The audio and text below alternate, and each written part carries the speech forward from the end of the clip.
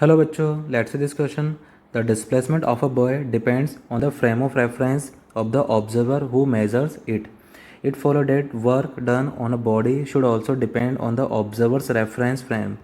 Suppose you drag a crate across a rough floor by pulling on it with a rope. Identify reference frames in which the work done on the crate by the rope would be positive, 0 and negative. तो उस question में situation ये है, कोई crate है, जैसे like suppose ये कोई क्रेट है जो किसी रॉप से कनेक्टेड है, जैसे लाइक इस तरह की एक रॉप से कनेक्टेड है ये, और इस पर फोर्स लगाया जा रहा है आगे की तरफ। लेट सपोज आपने फोर्स लगाया एफ, ठीक है, और इसका जो डिस्प्लेसमेंट हो रहा है फोर्स के डायरेक्शन में इसका डिस्प्लेसमेंट हो रहा है।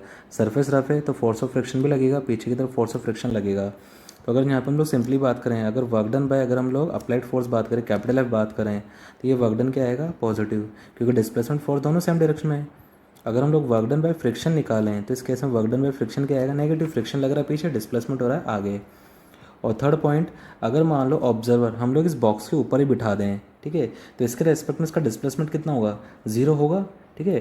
तो उस केस में फिर वर्क डन कितना आ जाएगा, 0 आ जाएगा। कब, when observer is placed on crate, placed on crate, तो उसके रेस्पेक्ट में डिस्प्लेसमेंट कितना होगा, डिस्प्लेसमेंट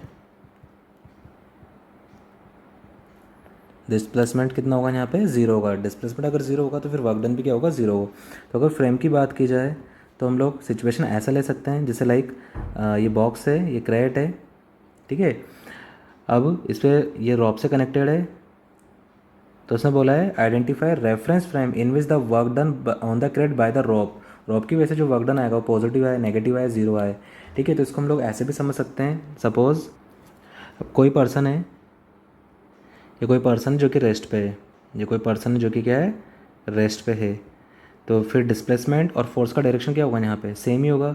तो इस वाले केस में वर्क डन क्या होगा, यहाँ पे वर्क डन यहाँ पे पॉजिटिव होगा अगर ऑब्जर्वर किस में, रेस्ट पे है। बी पॉइंट हम लोग ऐसे समझ सकते हैं, जैसे ये तो क्रेट है, ठीक है, अब कोई ऑब्जर्वर है, ये जो ऑब्जर्वर है ये मान लो सपोज ये इस तरफ भाग रहा है, ये इस तरफ भाग रहा है, काफ़ी स्पीड से भाग रहा है, ठीक है, और ये बॉक्स भी इधर जा रहा है, लेकिन ऑब्जर्वर का जो स्पीड है, लेट सपोज इसका स्पीड है v2 और इसका स्पीड है v1, तो v2 ज़्यादा है v1 से, तो ऑब्जर्वर के रेस्पेक्ट में ब्लॉक का जो डिस्प्लेसमेंट है पीछे की तरफ है, तो डिस्प्लेसमेंट जो है यहाँ पे किस तरफ है, डिस्प्लेसमेंट जो है वो है ना बैकवर्ड हो जाएगा, यहाँ पे ये बैकवर्ड हो जाएगा।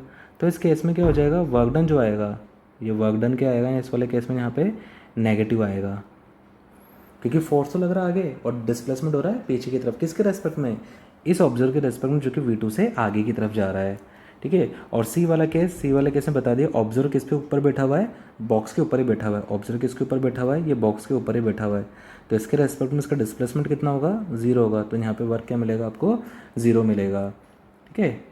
तो फर्स्ट वाला पॉइंट तो ये ए पॉइंट ही हो जाएगा। सेकंड पॉइंट जो है यहाँ पे हमने जो सी पॉइंट डिस्कस किया है वो आपका बी पॉइंट बन जाएगा और सी पॉइंट आपका बी पॉइंट बन जाएगा। I hope you understood this question.